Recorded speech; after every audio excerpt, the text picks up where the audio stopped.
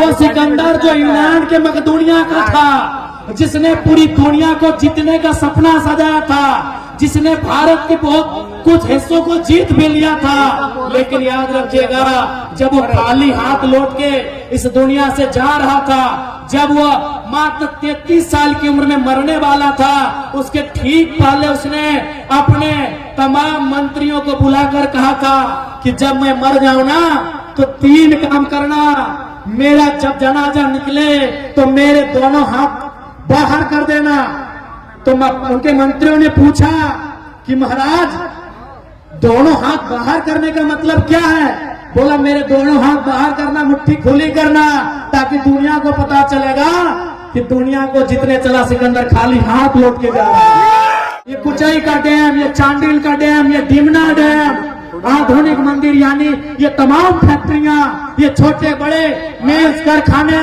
लेकिन सवाल यही कि आधुनिक मंदिर, ये फैक्ट्रियां हमारी जमीनों पर है, और यदि हमें वहां रोजगार नहीं मिलेगा तो सवाल भी होगा, और समय के साथ झारखंड की मिट्टी में उल्लूपन भी होगा, बवाल भी होगा, और कोई नहीं बचा पाएगा। इस मंच के माध्यम से, चाहे अग्रवाल जी रहे, चाहे फल्ला जी रहे, डीसी केवल आपका नहीं है।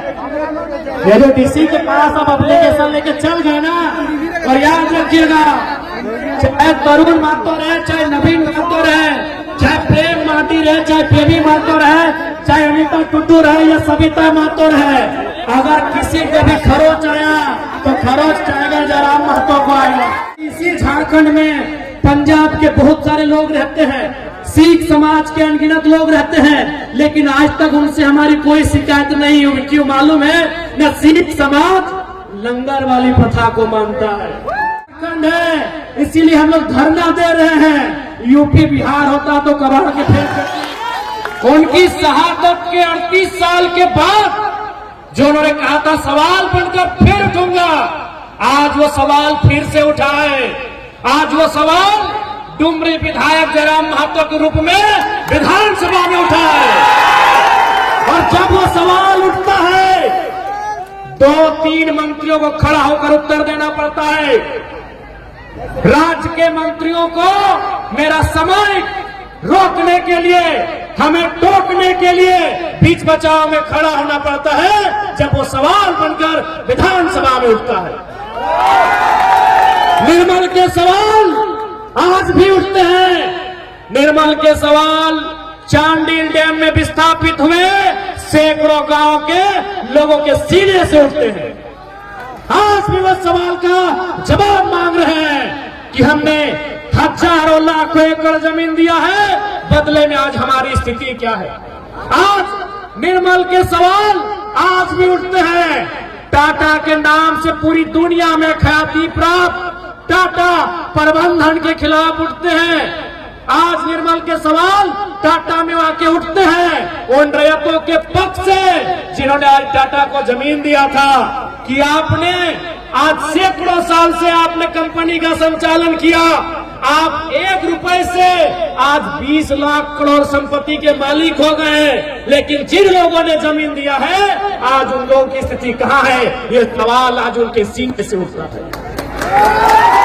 आज निर्मल के सवाल उठते हैं, इस स्वास्थ्य व्यवस्था को देखकर उठते हैं कि अगर मंत्रियों को जरा सी भी खरोच आती है वो दिल्ली चले जाते हैं, लेकिन एक आम व्यक्ति का बेटा या बेटी इलाज होना यहाँ दुर्लभ हो जाता है। आज निर्मल के सवाल वहां से उठते हैं। आज भी निर्मल के सवाल इन्हीं वादियों में जिंदा है, आज भी निर्मल के सवाल इसी मिट्टी में जिंदा है। और जब तक एक भी नौजवान झारखंडी विचारधारा के साथ इस मिट्टी में जिंदा रहेगा, निर्मल के सवाल मिट्टी में कभी दफन नहीं होंगे। आज भी निर्मल के वही सवाल तीखे बनके, समय के साथ विषैले बनके आज इस वातावरण में गूंज रहे हैं, आज इन वादियों में गूंज रहे हैं, जिसके उत्तर देना आज इस सिस्टम के पास, इन सिस्टम के बस के बाहर हो चुका है। इसलिए आज आवश्यकता है कि कोल्हार की धरती और झारखंड की धरती को पुनः एक बार निर्मल के विचारों के साथ अनुकरण करने की आवश्यकता है। आज चाहे कोल्हार रहे, चाहे कोयलान चल रहे या संथाल परगना रहे, जिस उम्मीद के साथ, जिस सपने के साथ, जिस मकसद के साथ झारखंड राज्य का निर्माण किया गया था, आज वो मकसद कोसों दूर हो चुका है। इसलिए आज सवाल करना बहुत जरूरी है और ये जिम्मेदारी आज की युवा पीढ़ी के कंधों पर है कि आज वो निर्मल की तरह किस प्रकार से सत्ता से शीर्ष में बैठे लोगों से सवाल भी करती है और सवाल का उत्तर भी मांगती है। आज इस झारखंड राज्य को बनाने में ये किसी से नहीं छुपा है। इस राज्य को बनाने में निर्मल महतो समेत अनगिनत लोगों ने अपने प्राणों की आहुति दी, अनगिनत लोगों ने अपने पानी की धार है उससे कई ज्यादा धार में हमारे पूर्वजों ने अपने लहू को बहाया है इस राज्य को सींचने के लिए। लेकिन आज इस राज्य में हमारी स्थिति कहाँ है? आज धनबाद, बोकारो, गिरिडीह, रामगढ़ की सीमा को यदि कोयलांचल कहा जाता है तो जमशेदपुर सरायकेला को लोहांचल कहा जाता है। आज खनिज संपदा से परिपूर्ण ये राज्य हमारा, लेकिन आज यहाँ के नौजवान, उनकी स्थिति क्या है? आज यहाँ के पढ़े लिखे नौजवान पलायन करने पे विवश है। आज यहाँ की पढ़ी लिखी बेटियां प्रदेशों में जाने के लिए विवश है। तो इस दिन के लिए हमारे पूर्वजों ने, चाहे वह निर्मल महतो रहे या दिसम गुरु शिबू सोरेन रहे, इस मंच के माध्यम से राज निर्माताओं में प्रमुख निर्मल दादा के साथी रहे, दिसम गुरु के नाम से पूरी दुनिया में ख्याति रहे। दिसम गुरु शिबू सोरेन का भी 3 दिन पहले निधन हुआ है। उन्हें भी निर्मल दादा के साथ साथ दिसम गुरु को भी श्रद्धांजलि देते हैं। लेकिन सवाल आज भी इन बातियों में है कि उन शहादतों का हमें क्या मिला, उनके संघर्षों का हमें क्या मिला। आज तमाम मीडिया चैनल्स हमने देखा, आपने भी देखा, गुरु जी के पुराने स्टेटमेंट को हमारे बीच रख रहे हैं, हमें सुना रहे हैं, जिनमें अभी नगरी का बात सबके सामने आ रहा है कि आज हार जोतो ना, धान काटो ना। लेकिन आज हमारे जमीन रहा कहाँ? आज हमारे खेत रहे कहाँ? आज हमारे खेतों में कहीं टाटा खड़ा है, आज हमारी खेतों में कहीं टेल्को खड़ा है, आज हमारी खेतों में कहीं टिस्को खड़ा है, आज हमारी खेतों में कहीं उषा मार्टिन खड़ा है, कहीं जियाडा, कहीं प्याडा तो कहीं आइडा खड़ा है।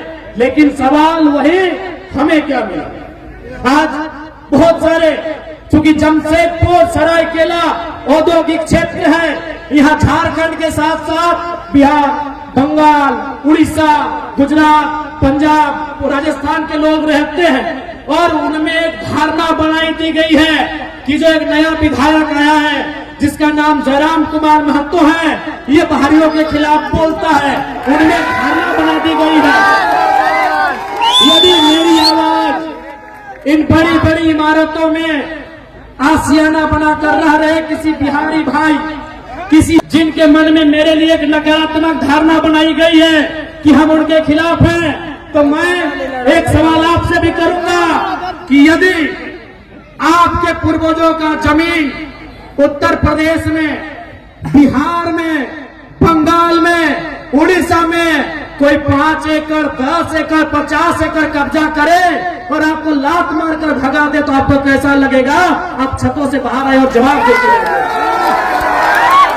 जी हाँ, इन बड़ी बड़ी इमारतों में यदि हमारे बिहार से, उत्तर प्रदेश से, बंगाल से, छत्तीसगढ़ से, उड़ीसा से, गुजरात से, हरियाणा, राजस्थान कहीं के भाई बहन रहते हैं और जिनको लगता है कि हम उनके खिलाफ बोलते हैं, तो आप सामने आकर हमें जवाब दे दे कि यदि आपकी बपोती जमीन टाटा, टिस्को, टेल्को, उषा मार्टिन, आइडा, जियाडा, बियाडा, ABCDZ अगर 5 एकड़ 50 एकड़ ले और आपको वहां एक 4th ग्रेड की नौकरी में ना रखे तो आपकी प्रतिक्रिया क्या होगी?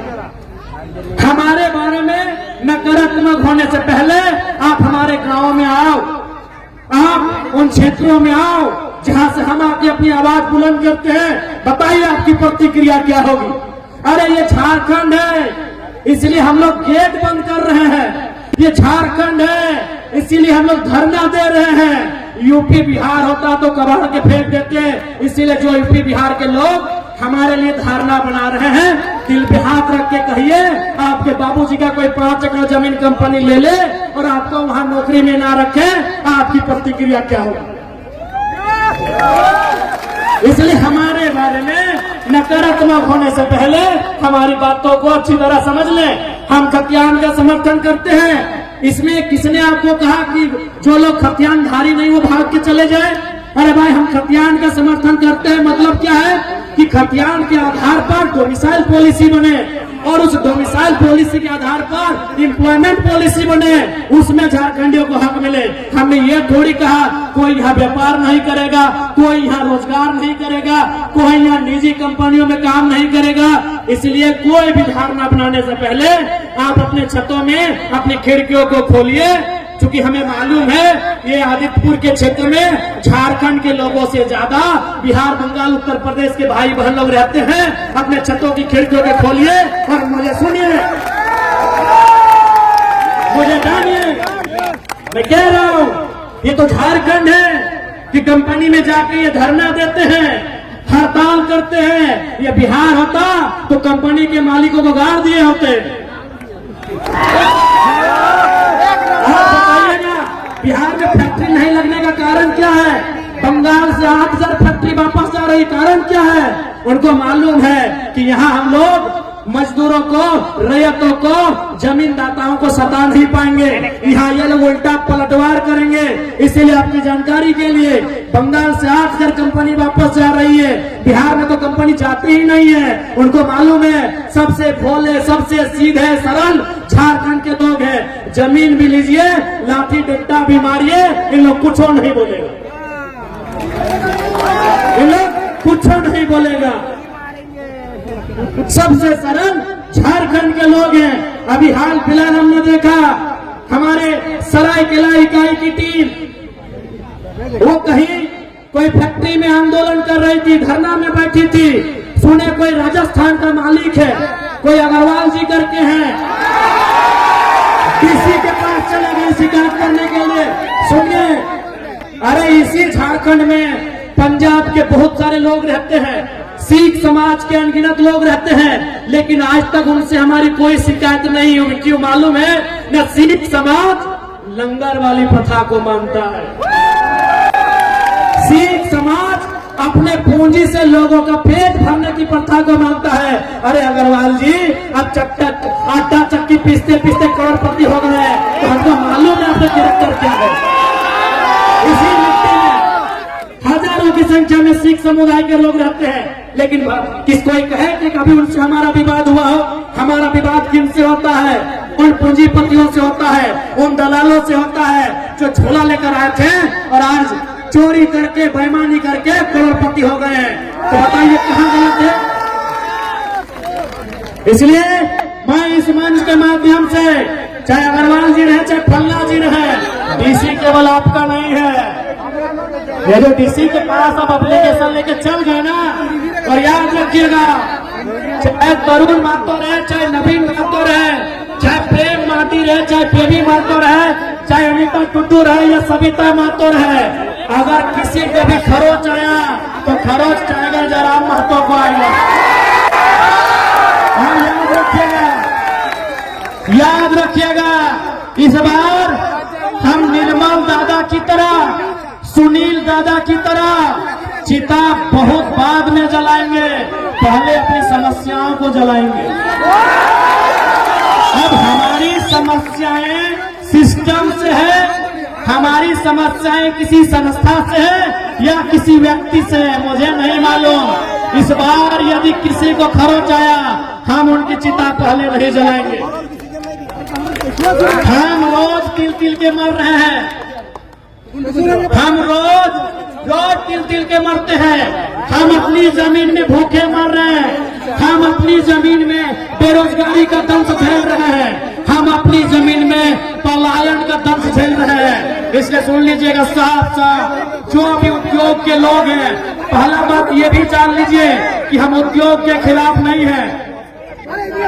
जितनी भी कंपनी फैक्ट्री के संचालन करता है, हम कोई कंपनी फैक्ट्री के खिलाफ नहीं है। हम देश के प्रधानमंत्री, वर्तमान प्रधानमंत्री नरेंद्र मोदी के चमत्कारिक मंदिर, ईश्वर देवी देवताओं के मंदिर की तुलना में देश के पहले प्रधानमंत्री पंडित जवाहरलाल नेहरू के आधुनिक मंदिरों के पक्ष में है।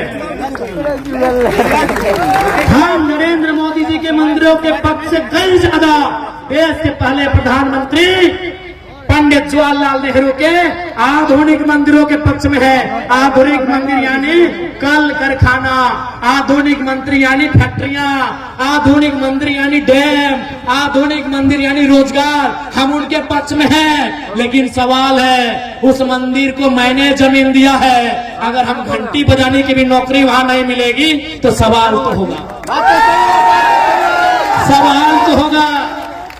बिल्कुल हम आधुनिक मंदिर के पक्ष में हैं। हम मोदी जी के उन धार्मिक देवी देवता आकाशीय चमत्कारिक चीजों से कई ज्यादा गुना हम पंडित नेहरू के आधुनिक मंदिर के पक्षधर हैं। उनका आधुनिक मंदिर का रास्ता रोजी रोजगार से होकर जाता है, गरीबों की पेट की भूख से होकर जाता है, इसलिए हम उनके पक्ष में हैं। लेकिन मेरा सवाल वही है, उस आधुनिक मंदिर को बचने के लिए, आधुनिक मंदिर यानी टाटा की फैक्ट्रियां, आधुनिक मंदिर यानी रियाडा जियाडा, आधुनिक मंदिर यानी ये तमाम फैक्ट्रियां, कंपनियां, ये डैम, ये कुचाई का डैम, ये चांडिल का डैम, ये डिमना डैम, आधुनिक मंदिर यानी ये तमाम फैक्ट्रियां, ये छोटे बड़े मेज कारखाने। लेकिन सवाल यही कि आधुनिक मंदिर, ये फैक्ट्रियां हमारी जमीनों पर है, और यदि हमें वहां रोजगार नहीं मिलेगा तो सवाल भी होगा, और समय के साथ झारखंड की मिट्टी में उल्लूपन भी होगा, बवाल भी होगा, और कोई नहीं बचा पाएगा। किसी के पास चले गए, जाइए जहां जाना है चले जाइए। सिकंदर को जानते हैं ना अग्रवाल जी, हम आपको नहीं जानते हैं ना, कभी मिले हैं, पेपर में नाम सुने तब से मेरा पारा हिट है। आपसे हमारा कोई झगड़ा नहीं है। एक तो आटा चक्की पीसते थे राजस्थान से आके, और लोगों को यहाँ झारखंड के मूलवासी, झारखंड के आदिवासी पे जुल्म करिएगा, केस करिएगा, तो याद रखिएगा आने वाला दिन जब काउंटर होगा ना, कोई डीसीएस भी साथ नहीं देने वाला। बिल्कुल मेरा अगर बयान आप तक पहुंच जाए तो आप आज शाम को सिकंदर के बारे में पढ़िएगा। वो सिकंदर जिसके बारे में कहा जाता है जो जीता वही सिकंदर, वो सिकंदर जो यूनान के मकदूनिया का था, जिसने पूरी दुनिया को जीतने का सपना सजाया था, जिसने भारत के बहुत कुछ हिस्सों को जीत भी लिया था। लेकिन याद रखिएगा, जब वो खाली हाथ लौट के इस दुनिया से जा रहा था, जब वो मात्र 33 साल की उम्र में मरने वाला था, उसके ठीक पहले उसने अपने तमाम मंत्रियों को बुलाकर कहा था कि जब मैं मर जाऊं ना तो 3 काम करना, मेरा जब जनाजा निकले तो मेरे दोनों हाथ बाहर कर देना। तो उनके मंत्रियों ने पूछा कि महाराज दोनों हाथ बाहर करने का मतलब क्या है? बोला मेरे दोनों हाथ बाहर करना, मुट्ठी खुली करना, ताकि दुनिया को पता चलेगा कि दुनिया को जितने चला सिकंदर खाली हाथ लौट के जा रहा है। उसने दूसरा शर्त रखा था, सिकंदर ने दूसरा शर्त रखा था कि मुझे मेरे जनाजे को कंधा कोई ऐरा गहरा नहीं देगा, कोई मामूली आदमी मेरे जनाजे को कंधा नहीं देगा, मेरे जनाजे को कंधा मेरे प्रधानमंत्री, मेरे महामंत्री, मेरे सेना नायक देंगे।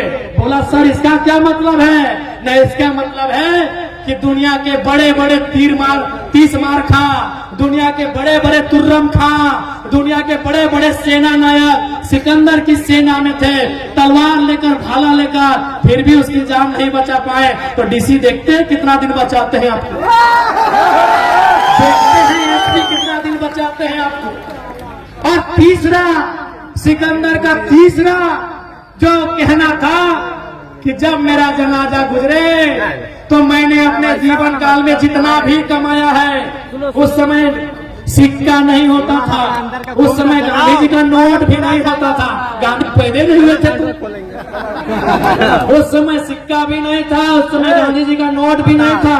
उस समय क्या होता था, ज्वेरात होते थे, ज्वेलरी होते थे, सोना चांदी यानी जेवर वगैरह होते थे, सोने चांदी के पन होते थे, बड़े बड़े सिक्के होते थे। तो सिकंदर ने कहा कि मेरे मरने के बाद 1 रुपया भी मेरा जो उत्तराधिकारी होगा, मेरे मरने के बाद 1 रुपया भी मेरे उत्तराधिकारी को मत देना, बल्कि मेरे जनाजा के आगे बिछाते जाना और लोग उस पे चल के जाए, ताकि दुनिया को पता चले कि धान एक दिन धूल बन जाता है अग्रवाल में। आपके साथ साथ तमाम फैक्ट्री कंपनी चलाने वाले मालिक को कहेंगे कि धान एक दिन धूल बन जाता है। और कान्हा, ये डीसी एसपी बहुत छोटा होता है उनके प्रधानमंत्री लोग के सामने, उन लोग नहीं बचा पाया। इसलिए हमारी आपसे कोई व्यक्तिगत लड़ाई नहीं है। क्यों हमारी टीम आपके खिलाफ आंदोलन की, आपको भी मालूम है। आप समय पे पैसा नहीं देंगे, आप ओवर टाइम करवाएंगे, 10 मिनट लेट होने से तनख्वाह काटेंगे, तो क्या आपको हम चुमा लेंगे? क्या हम आपको चुमा लेंगे? आप अपने बारे में डीसी को कहा नहीं बताएं कि आप कौन सा गलत काम करते हैं। आपने तो बता दिया जेल के अंदर लोग उद्योग को डिस्टर्ब कर रहे हैं। आपने बताया कि आप झारखंड सरकार ने जो रेट निर्धारण किया है, non skill, skill, semi skill, skill, क्या आप उनके आधार पर पेमेंट दे रहे हैं? क्या पीएफ तथा जो भी सुविधाएं मजदूरों को मिलनी चाहिए आप दे रहे हैं? ग्रेजुटी दे रहे हैं? जो भी मजदूरों को सुविधा मिलनी चाहिए क्या आप अपनी फैक्ट्रियों में दे रहे हैं? अगर नहीं दे रहे हैं तो कौन मुंह से डीसी के पास गए थे? कौन मुंह से डीसी के पास गए थे? आपको क्या लगता है आपके पास पैसा है तो डीसी आपका ही पक्ष सुनेंगे? तो हम भी इनके विधायक हैं, देखते हैं डीसी एक तरफा कैसे करते हैं, देखते हैं डीसी एक तरफा कैसे करते हैं। नहीं, आप पैसे वाले हैं, आपको लगा डीसी आपके जेब में है, मुंह उठा के चल गए, तो हम भी इनके मेंबर ऑफ लेजिस्लेटिव असेंबली हैं, देखते हैं डीसी एक तरफा कैसे करते हैं। याद रखिएगा, हम जनप्रतिनिधि हैं और डीसी कौन है? नौकरशाह है। नौकरशाह का मतलब क्या होता है? देखिए डीसी महोदय, हम आपके खिलाफ कोई ऐसा वचन नहीं कह रहे हैं, जो सिस्टम है दुनिया को बता रहे हैं। डीसी रहे चाहे एसपी रहे, वो नौकरशाह का पाठ होते हैं। आप जनता के सेवक हैं, हम जनप्रतिनिधि हैं, हम उनके प्रतिनिधि हैं। आप उनके सेवक हैं, हम उनके प्रतिनिधि हैं। प्रतिनिधि का मतलब क्या होता है मालूम है? नहीं मालूम है तो बता देते हैं। क्योंकि भारत एक लोकतांत्रिक देश है, यहाँ कानून बनाना होता है, यहाँ नियम बनाना होता है, यहाँ विधि बनाना होता है, और जनता डायरेक्ट विधि नहीं बना सकती है। क्योंकि जनता 1 अरब से ज्यादा है। तब ये निर्णय हुआ कि जनता 15 लाख में 20 लाख में एगो प्रतिनिधि चुनेगी, वही तो हम हैं। हम जनता के प्रतिनिधि हैं। हम उन्हीं की आवाज को, उन्हीं के मुद्दों को, उन्हीं की समस्याओं को विधानसभा में, लोकसभा में, राज्यसभा में लेकर जाते हैं। इसलिए जो भी उद्योग घराना ये सोच रहा है कि पदाधिकारी आपके जेब में है, ये गलत बात है। क्योंकि डीसी एसपी वो जनता के होते हैं, किसी व्यक्तिगत प्रॉपर्टी के नहीं होते हैं। तो जो लोग भी ये भ्रम फैला रहे हैं, बिल्कुल भ्रम ना फैलाए, नहीं तो ये निर्मल की मिट्टी है।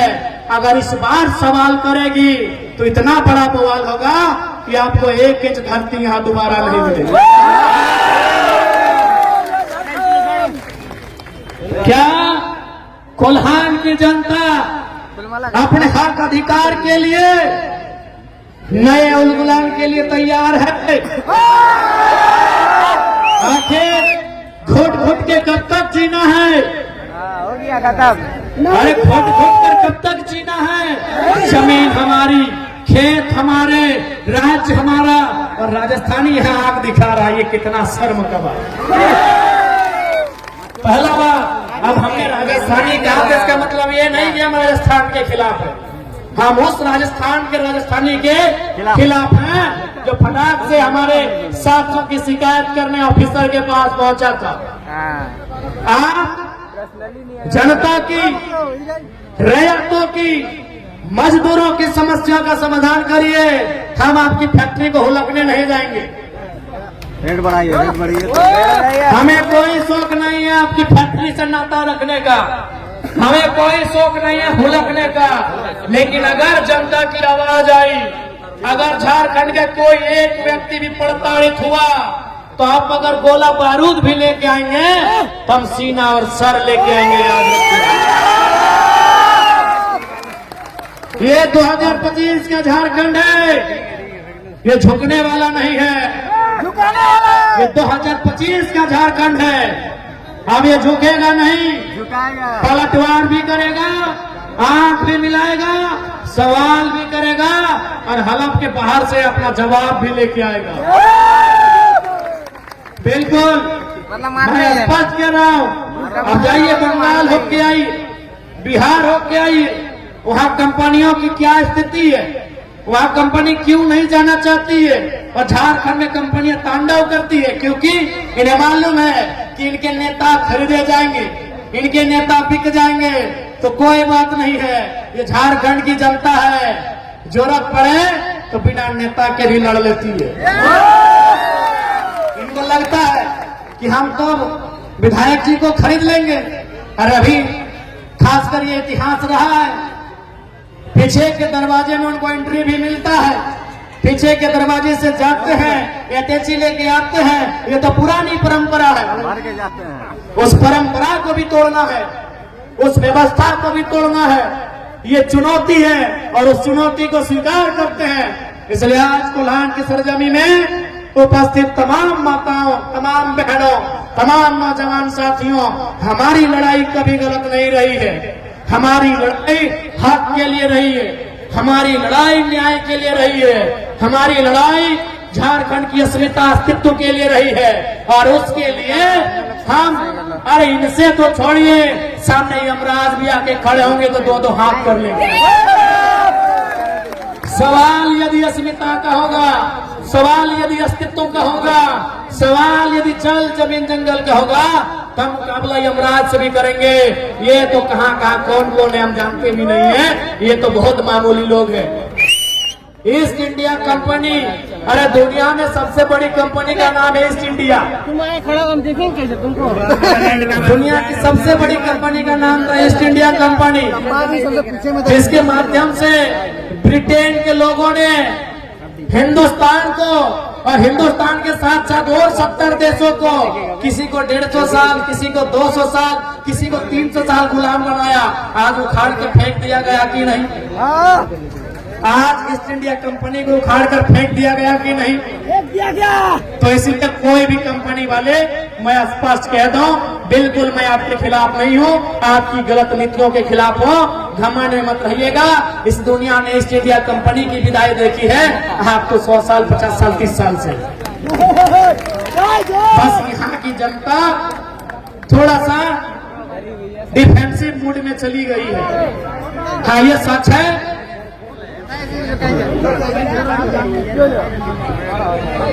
हाँ, ये सच है कि झारखंड की जनता थोड़ा सा डिफेंसिव मूड में चली गई है, क्योंकि हमने निर्मल के बहते हुए खून को देखा, हमने सांसद के रूप में सुनील महतो के सीने में लगी उतरी हुई 12 गोलियों को भी करीब से सुना। इसलिए हम मानते हैं कि हम विगत 20 सालों से डिफेंसिव हो गए हैं। तो इसका मतलब ये नहीं कि हम दोबारा एग्रेसिव नहीं हो सकते। हाँ, मानते हैं कि हमने समय के साथ कुछ पल के लिए समझौता कर लिया है। अब हम आंदोलन से, आक्रामकता से कभी कभी समझौता कर जाते हैं, लेकिन याद रखिएगा, सवाल यदि अस्तित्व से आके टकराएगा, सवाल यदि अस्मिता से आके टकराएगा, तो हम किसी से भी मुकाबला करने को तैयार हैं। तैयार है ना? ये आने वाले जेनरेशन के लिए लड़ाई है। आज आप देखिए, हमारा सोना झारखंड कहाँ है, किस हाल में है, किस परिस्थिति में है। ये लड़ाई, ये संघर्ष, ये आने वाले जेनरेशन के लिए है। आज हमारे रोजगार की स्थिति क्या है, आज हमारे किसानी की स्थिति क्या है, आज हमारे शिक्षा की स्थिति क्या है, आज हमारे स्वास्थ्य की स्थिति क्या है, आज हमारे झारखंडी भाई और बहनों की स्थिति क्या है, ये अस्तित्व की लड़ाई पे। आप ऐसा नहीं है, आप पूरे भारत में चले जाएं, आप पूरे दुनिया में चले जाएं, हर एक जगह उद्योग बने हैं, हर एक स्थान पे कल कारखाने आए हैं, खुले हैं, लेकिन झारखंडियों के साथ जो दुर्व्यवहार हुआ है वो पूरी दुनिया में, ब्रह्मांड में किसी के साथ नहीं हुआ है। आज निर्मल दादा के साथ साथ हम गुरुजी को भी याद कर रहे हैं। कुछ ही दिन पहले गुरुजी हमारे बीच अलविदा कह के चले गए, लेकिन आज गुरुजी के बेटे माननीय हेमंत सोरेन जी मुख्यमंत्री के रूप में काबिज हैं। मैं लोकतंत्र के चौथे स्तंभ के माध्यम से माननीय मुख्यमंत्री को भी संदेश दूंगा, आपके दुख में पूरा राज्य दुखी है, आपके दुख में हम भी दुखी हैं, लेकिन जैसे ही अगला सदन चले गुरुजी के सपनों के झारखंड को बनाइए। और गुरुजी का आंदोलन में प्रमुख था धान काटो डुगडुगी बजाओ। गुरुजी का प्रमुख आंदोलन था डुगडुगी बजाओ, डुगडुगी बजाओ। और जमीन अपना जो महाजन लोग लिया है, जमीन अपना जो सूदखोर लोग लिया है, जमीन अपना जो सामंत लोग लिया है, उससे जमीन ले लो। तो हेमंत दादा जो जमीन कंपनी लिया है, जहां यूज नहीं हुआ है, 101 धारा के तहत वापसी करने का अधिकार राज्य सरकार का है, चुपचाप वापसी करा दो। धारा 101 के तहत यदि इस भूमि में परियोजना नहीं आई है, उस योजना का संचालन नहीं हुआ है और 5 साल से ज्यादा का समय बीत चुका है, उस जमीन में रैयत के पक्ष में राज्य सरकार धारा सेक्शन 101 के अनुसार भूमि वापस करा सकती है। जो लड़ाई गुरुजी की थी, जो लड़ाई निर्मलदा की थी, वही लड़ाई तो आज भी है। आज भी जमीन की लड़ाई है, आज भी खेत खलिहान की लड़ाई है, आज भी 1960 से चले आ रहे चांडिल डैम की लड़ाई है, आज भी डिमना डैम की लड़ाई है, आज भी सरायकेला जमशेदपुर में जिन उद्योगों ने हमारी जमीन लिया है उसके बदले मुआवजा नौकरी देने की लड़ाई है, आज भी वही लड़ाई है। इसलिए माननीय मुख्यमंत्री महोदय शोक के बाद जब सदन चले, आपको चाहिए गुरुजी के सपनों के दिशा में राज्य की सरकार को बढ़ना चाहिए और इस राज्य के हितार्थ के लिए नियम कानून आपको बनाना चाहिए। मैं लोकतंत्र के चौथे स्तंभ मीडिया के माध्यम से विधायिका के अंग यानी माननीय मुख्यमंत्री आपके नेतृत्व की सरकार को ये संदेश देना चाहूंगा। आज बड़ा दुख लगता है जब हम अपने पूर्वजों को श्रद्धांजलि देते हैं, जब उनके शहादत दिवस पुण्यतिथि के कार्यक्रमों में श्रद्धांजलि देते हैं। आज भी ये मन कहीं ना कहीं कचोटता है कि राज्य किसके लिए बना। उन मंचों में खासकर ये नारा गुरुजी और निर्मलदा के कालखंड से लगता था कि कैसे लेंगे झारखंड। जब ले लिया तो नारा लगा कैसे लिया झारखंड। नारा नीचे से लगता था कि लड़ के लिया झारखंड, कट के लिया झारखंड, मर के लिया झारखंड। लेकिन आज सवाल उलट गया है। आज ये अब नारा नहीं लगेगा कैसे लिया झारखंड, अब सवाल ये होगा क्यों लिया झारखंड, किसके लिए झारखंड, क्यों लिया झारखंड, क्यों गुरुजी का संघर्ष, क्यों निर्मलदा का बलिदान, क्यों आज हर एक झारखंडी पूछ रहा है क्यों लिया झारखंड, किसके लिए झारखंड, आज हर एक झारखंडी पूछ रहा है। यदि हमारे लिए झारखंड तो टाटा में हम काहे नहीं है। आपकी जानकारी के लिए मैं बता दूं, इस राज्य के प्रथम राज्यपाल माननीय प्रभात कुमार जी टाटा के एनुअल फंक्शन में आए थे। जब वो आए, चूंकि राज्यपाल यानी एक बौद्धिक वर्ग, आप विधायक सांसद बन सकते हैं कम पढ़ लिख के, लेकिन राज्यपाल और राष्ट्रपति बनने के लिए थोड़ा होना चाहिए। राज्यपाल महोदय जब टाटा के कार्यक्रम में आए, कार्यक्रम के बीच में उनका एक छोटा सा सवाल था कि हम जानना चाहते हैं कि इन 100 सालों में, 100 साल होने में कुछ समय था शायद, क्योंकि राज्यपाल वो 2000 में बने थे और टाटा 1907 से, यानी उनका एक छोटा सा सवाल था प्रभात कुमार जी का कि हम जानना चाहते हैं टाटा प्रबंधन से कि विगत 100 सालों में, 1 साल, 10 साल, 25 साल और 50 साल नहीं, 100 सालों में आपने कैसी व्यवस्था बनाई, आज कितने झारखंडी टाटा का वीसी बन पाए। वीसी यानी वाइस चांसलर नहीं, वाइस चेयरमैन। ये प्रभात कुमार जी का सवाल था, किसका? किसी विधायक सांसद का नहीं, राज्य के प्रथम नागरिक, the first citizen of Jharkhand, mister Prabhat Kumar. ये उनका सवाल था कि 100 सालों में कितने झारखंडी वीसी बने। टाटा प्रबंधन का उत्तर था लड्डू। टाटा प्रबंधन का उत्तर था 0, 0। प्रभात कुमार, माफ कीजिएगा, प्रभात कुमार जी ने, हमारे उस समय के तत्कालीन राज्यपाल महोदय ने मुंह में कह दिया कि आपने झारखंडियों का क्या विकास किया है, आपका उत्तर बता रहा।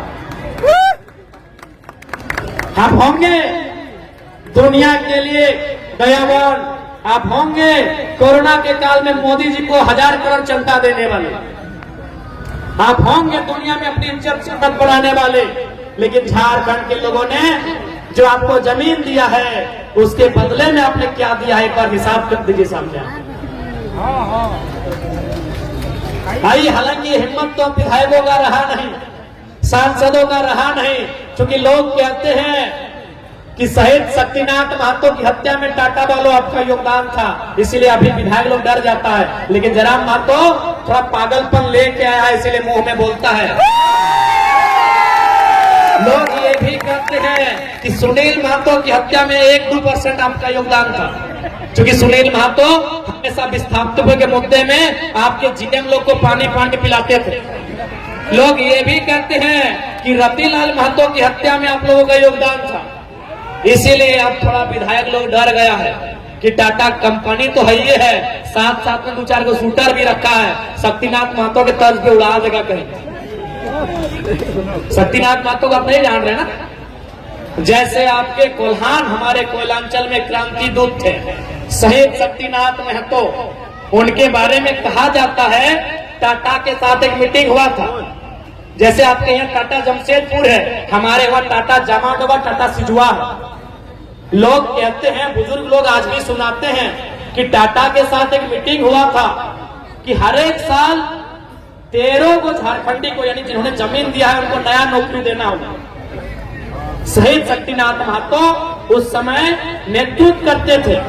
शहीद शक्तिनाथ महतो कोयलांचल के बहुत बड़े नेता थे, उनके साथ ये समझौता हुआ था कि प्रत्येक साल टाटा को परमानेंट नौकरी 13 को देना होगा। किसको? रैयत को।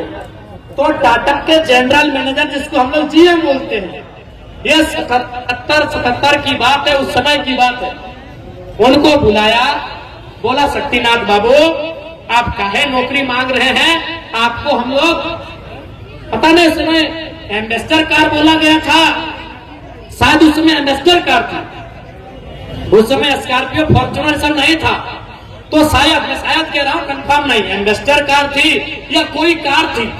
टाटा के मैनेजर ने कहा कि आपको हम लोग मंथली की सुविधा देंगे, आवास देंगे और एगो कार देंगे। लोग कहते हैं शहीद शक्तिनाथ महतो तो अपनी कुर्सी से उठे और एकदम तड़ाक से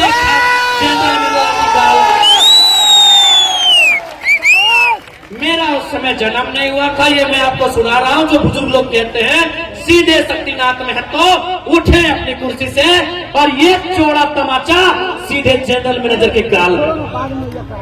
उस दिन के बाद पूरे प्रबंधन ने प्लानिंग किया और फाइनली सन 77 में शहीद शक्तिनाथ महतो को मार के धराशायी कर दिया। इसलिए टाटा वाले आप होंगे महान, पता नहीं सुने ताज होटल भी आपका है, आप होंगे महान भाई, आप पैसा वाला भी होंगे, सुने हैं अभी आज के डेट में आपका प्रॉपर्टी 20 लाख करोड़ है।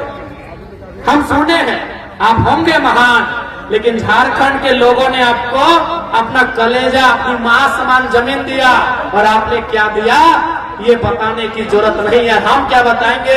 प्रभात कुमार जी अभी स्वस्थ होंगे, मीडिया वाले उनसे जाके पूछ ले, कहीं तो होंगे अभी। ये आपने दिया है हमें, ये आपने हमें दिया है उद्योग घरानों, इंडस्ट्री वालों, कंपनी वालों, फैक्ट्री वालों, आपने हमें ये दिया है। आपने दिया होगा मोदी जी को 1000 करोड़ का चंदा, और मोदी जी ने बोल दिया कि उसका हिसाब नहीं देंगे। हाँ, कोरोना के टाइम में दिया था चंदा 1000 करोड़, मोदी जी ने कह दिया उसका हिसाब नहीं देंगे, वो पीएम केयर फंड है। अब क्यों नहीं देंगे वो तो हम नहीं जानते हैं।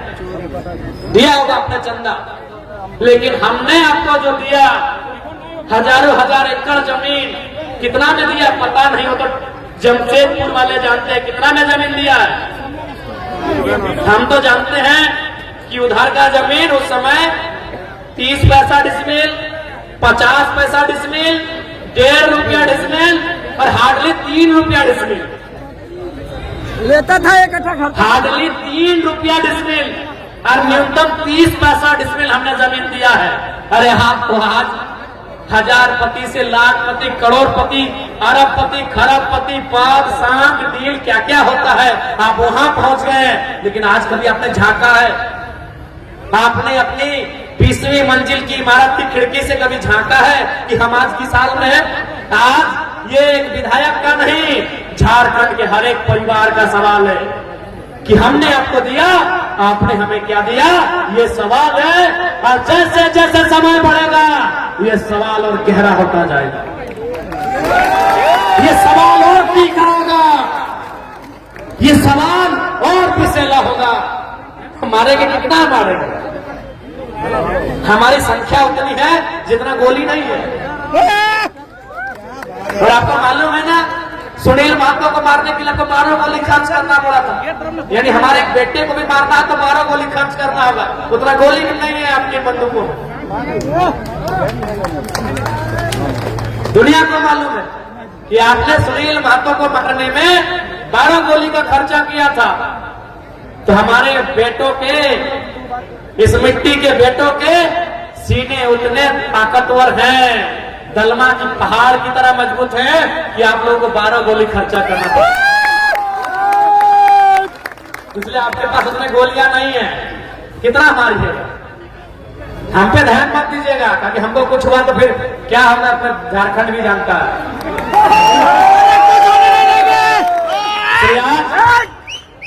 हमने फिर कहूंगा, फिर अपनी बात को दोहराऊंगा कि हम देश के पहले प्रधानमंत्री श्रद्धेय पंडित जवाहरलाल नेहरू के उस सपने के पक्षधर हैं जो कहते हैं कि आधुनिक मंदिर, हम आधुनिक मंदिर के समर्थक हैं, हम आपकी कंपनियों के भी समर्थक हैं, हम आपकी फैक्ट्रियों के भी समर्थक हैं, लेकिन उस धुएं के सख्त खिलाफ हैं।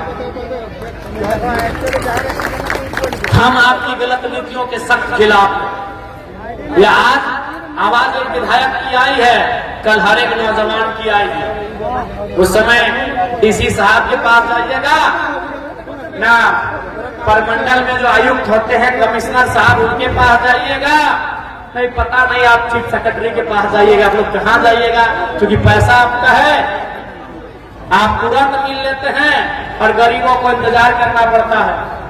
लेकिन इस बार झारखंड स्पष्ट चाहता है कि अब हमारे साथ किसी प्रकार का जुल्म अगर हुआ तो हम इस बार इंतकाम करेंगे। इस बार हम अपने जवाब को अपने हिसाब से लेके आएंगे।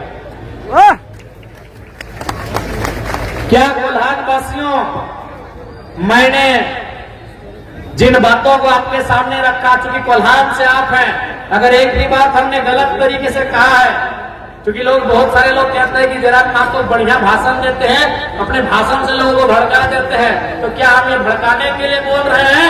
कोल्हान की सच्चाई है, लोग कहते हैं कि जरा तो पीएचडी करने वाला स्टूडेंट है, बढ़िया बोलता है और बोल बोल के लोगों को भड़का देता है।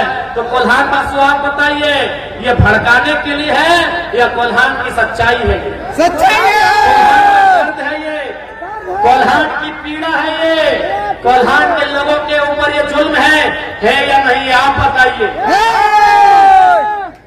इसलिए आज निर्मलदा की शहादत की बेला, निर्मलदा की शहादत के 38वें वर्ष की बेला में आज आप सभी केवल उन्हें पुष्पांजलि देकर, नम आंखों से श्रद्धांजलि देकर ना जाए, एक संकल्प लेकर जाए।